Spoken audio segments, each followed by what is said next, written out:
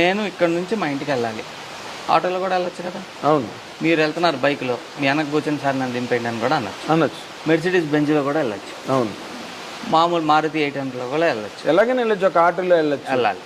అంటే మన గోల్ ఏంటి, ఇక్కడ నుంచి నా గమ్యం అది, ఆ గమ్యం ఎలా చేరుతున్నాం, ఎలాగైనా వెళ్ళొచ్చు. కానీ ఇక్కడ ఎక్కడ వస్తుందంటే చుట్టాలు, పక్కింటోళ్ళు, ఎదురింటోళ్ళు, ఫ్రెండ్స్ కోసం మనం 800 మారుతి మన కెపాసిటీ అయితే మెర్సిడీస్ బెంజ్ కొంటాం అప్పు చేసి, అక్కడికి వెళ్తాం. ఎవరి కోసం?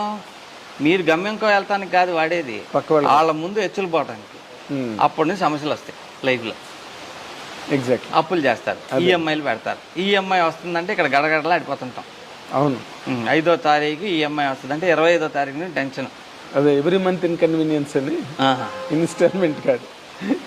ఎందుకు చేస్తున్నాం అంటే ఈఎంఐలు ఎందుకు అని అంటే మన చుట్టాల ముందు చూపించు మనం పోజులు కొడతాను అంతే.